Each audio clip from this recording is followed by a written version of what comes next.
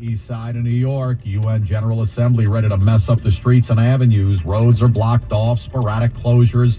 Glenn Schuck and Karen Stewart have us covered this morning, of course.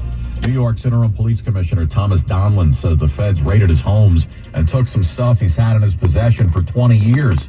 And there's no connection, he says, to the current Adams administration probe. If Donald Trump doesn't come away with the presidency once again in November, will he try to grab it again in 2028? He answers that question for us. A guy in Arizona blows his nose in the shower. Where do you hear what he had stuck in there for the last 26 years? Surely cleared up his breathing problems, tell you that. And a woman in Australia hit her number of 365 different sex partners in 2023. Her new goal is 600 this year. We'll check in, tell you how she's making out. No pun intended. Well, yeah, it was. Checking sports, Giants pick up their first win of the season. Mets roll, still holding on to that wild card. Yanks need one more win to clinch the American League East. Wins News Time 7:41. Traffic and transit. Big doings out there today, Karen Stewart. Lots of big doings. We've got the UN General Assembly in session still. We've got First Avenue that's expected to be closed between 34th and 51st Street. 42nd through 48th Streets will be closed between 2nd and 1st Avenues. And there will be additional intermittent street closures in the area because the president's coming to town today. You got all that? We've got road closures, gridlock conditions expected on the east side. It's going to be a mess, so please avoid the area. Take mass transit if you need to be there. Also avoid the RFK Tri-Borough of the 59th Street Bridge if you're brave enough to go to the east side anyway, because those two bridges are going to be paying the price for these UN and General Assembly closures. Today's also a gridlock alert day. Need we forget. Now over in the Bronx, the southbound Deegan is still delayed in Van Cortlandt Park from Cross County. At Van Cortlandt, blocking the camera because there's a minor that was crossing directly in front of the camera. Now, sadly, because when you're recording in public, there's always going to be kids that are walking around in the public area, so you can't block everything. And I know when you're in public there's no expectation of privacy, but when there's a minor directly crossing in front of the camera and I see it and I'm cognizant of it, I will block it with my fingers.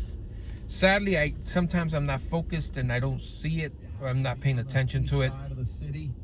UN General Assembly but right there. Hundreds of on the forefront, I always try to be respectable to people when I'm recording in public as much as I can. Fun if you're trying to get around. Glenn Schuck breaking it all down for us this morning. Well, certainly not fun if you're trying to park around here. In fact, it's probably going to be impossible. 130 world leaders, huge protests, gridlock. Here's an example. NYPD Traffic Chief Michael Pilecki. On 2nd Avenue from 42nd Street to 57th Street, there'll be a coned lane on the east side of the street for medium and high-level escorts. 2nd Avenue will have 3 lanes of traffic moving south with no parking allowed between 42nd Street and 57th Street. Stressful? Yeah. Here's Jimmy, the limo driver. Well, a lot of people that don't need to be in the city will not be traveling to the city. Most people are going to try to work from home this week. I totally agree. I would stay home if I could too. Well, and the president's here specifically too. Like Biden's coming. It's not just close. I mean, these things are shut down, and they're shut down for a while. So it's going to be an extremely tough week. Good luck. Glenn Schuck, 1010 wins, 92.3 FM, here near the UN. Wins News Time 7:44. He was named New York's interim police commissioner about a week ago. And already the feds have paid him a little visit, but apparently none of it's related to the current investigations in Mayor Adams' administration. Interim NYPD Commissioner Thomas Donlan issued a late-night statement in which he acknowledged that the feds came knocking at his door and seized materials that he had in his possession from 20 years ago. He said it was unrelated to his work with the police department. Then the mayor issued a statement that said, "We expect all team members to fully comply with any law enforcement inquiry." Here's what the mayor said a week ago when he first introduced Donlan as the interim commissioner. Tom is an experienced law enforcement professional who has worked at the local, state, federal, and international levels. He served as New York's director of the Office of Homeland Security. Channel 4 and The Post are both saying the feds are looking into whether Donlan took FBI and Homeland Security documents. Carol DiOria, 1010 wins at 92.3 FM. Well, a knife fight on the Upper East Side yesterday afternoon left one man dead and another injured. Police say it was an argument that got out of control. The two guys going after each other on East 95th Street right in the middle of the day. One of the men dead at the scene, the other a 27-year-old who police say had cuts all over his body. He is in stable condition. 2 knives were recovered by the NYPD. Donald Trump hit the old Zoom machine yesterday for his campaign stops. The former president holding a couple of tele-rallies for voters in Virginia and Minnesota. Trump urging early voting, all while criticizing early voting. There comes a point when they can't cheat enough.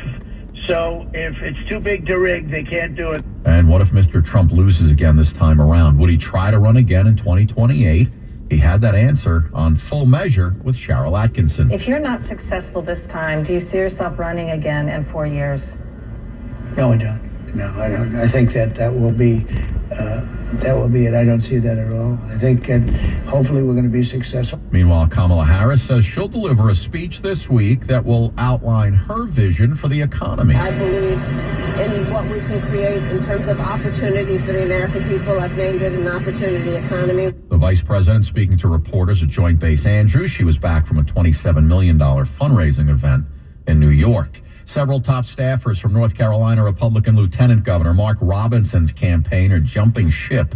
His campaign manager, senior advisor, finance director, deputy campaign manager, all gone.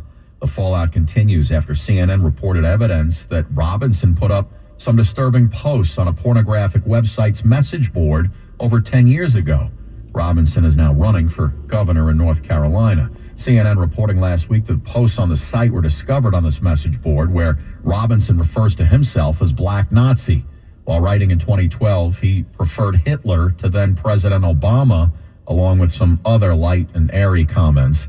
Robinson has denied writing the posts. He said he won't be forced out of the race by salacious tabloid lies.